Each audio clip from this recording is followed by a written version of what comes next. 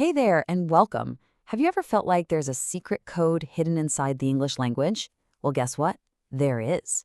And today, we're going to crack it. We're going to see how words are built, how they change, and yeah, how they can sometimes trick us.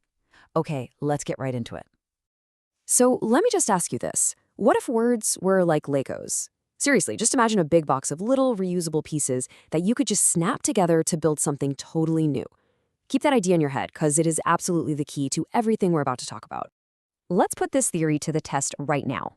Take a super common word like deactivate. At a glance, it just looks like one solid thing, right? One word. But if we look a little closer, you'll see it's not a single block at all. It's a construction. Let's pull it apart. Okay, first break.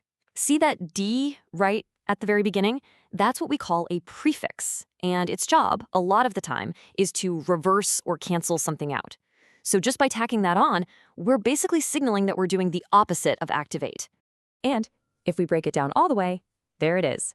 4 distinct pieces. D flips the meaning, act is the main idea, and those little bits at the end, iv and ate, they're suffixes that help turn the whole thing into a verb. Every single piece has a job, just like a Lego. See? You're already cracking the code. So here's our game plan for this journey. First, we'll crack that basic code. Then we'll look at the real power of these little building blocks. After that, we'll see what happens when whole words combine, check out some linguistic tricksters, and finally explore how all of this has led to 2 unique versions of English. All right, first stop on our map, cracking the code. We are going to break down the anatomy of a word. So let's get our linguistic detective hats on and treat language like a puzzle that's just waiting for us to solve it. You know, there's actually a fancy, official name for this whole Lego building thing. It's called affixation. But don't let the name intimidate you.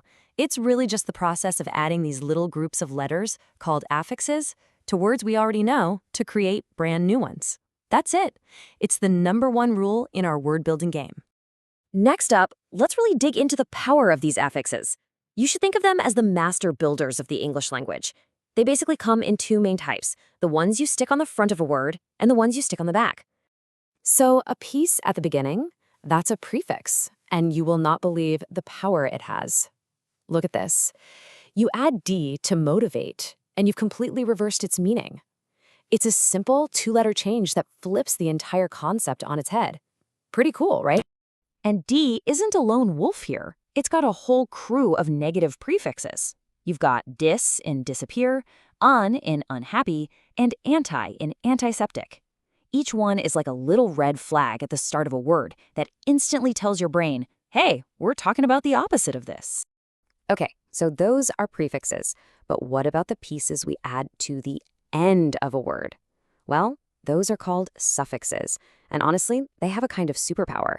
They don't just tweak the meaning, they can change a word's entire job description in a sentence. And check this out. It's a perfect example.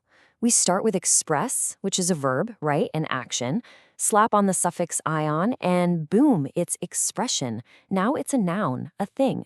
Swap that out for I've, and now you've got expressive, an adjective, a describing word. It's the same root word doing 3 completely different jobs, all thanks to that little piece at the end. Okay, so we've covered the small building blocks, but what happens when entire words decide to team up? That's where we're headed next, into the world of linguistic fusions and blends.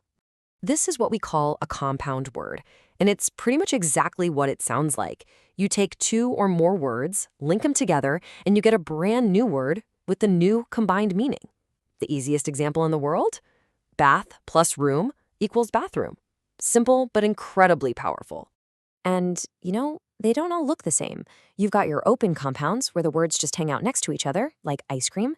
Then you have the hyphenated ones, like merry-go-round. And finally, you have closed ones, where the words have totally fused into one, like lighthouse. All right, now for a really fun, modern twist on that idea. The portmanteau, or a blend. This is where we also combine 2 words, but instead of just neatly sticking them together, we kind of smash them into each other, and a few letters fall out in the process. It's a linguistic shortcut. I bet you use these all the time and don't even think about it. Brunch, that's just breakfast and lunch crashing into each other. Malware is malicious software. A rom-com is just a romance and a comedy smushed together. Once you start looking for these, you'll see them absolutely everywhere. Okay, so we've seen how words get built, but some words are just tricky. They are absolute masters of disguise.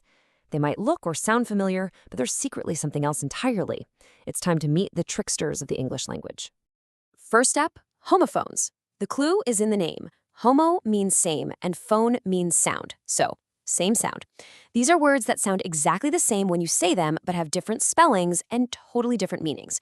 For example, are you allowed to read this aloud? Sounds identical, but they're worlds apart. Next, we have homographs. Graph means right, so same writing. These words are spelled the same, but you pronounce them differently, and they mean different things. Like, you listen to a vinyl record, that's a noun.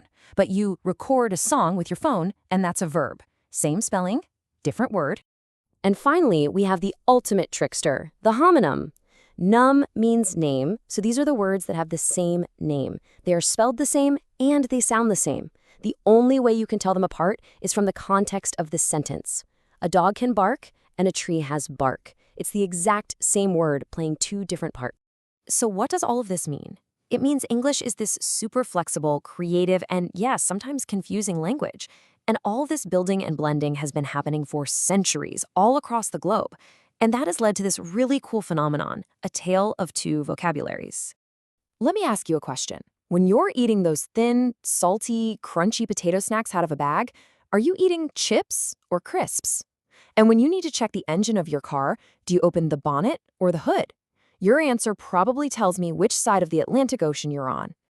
And it is so much more than just a few words about snack foods, trust me. Just take a look at these tables. If we focus on transport, in the UK you drive a lorry on the motorway. But if you hop over to the US, that same vehicle is a truck and you drive it on the freeway. It's the same world, just with a slightly different set of labels. And it's not just different words, it's different spellings too. But there are actual patterns to it. British English loves that OR ending, like in color, while American English just shortens it to OR. Same thing with RE versus ER in a word like theater. The big takeaway here is that neither one is wrong, they're just different established standards. So, there you have it. We've cracked the code. We've seen that words aren't these fixed, boring things set in stone. They're alive. They get built from smaller pieces, they get mashed together, and sometimes they even wear disguises. They're always evolving. So the real question is, now that you know the secrets, what new connections and meanings are you going to discover?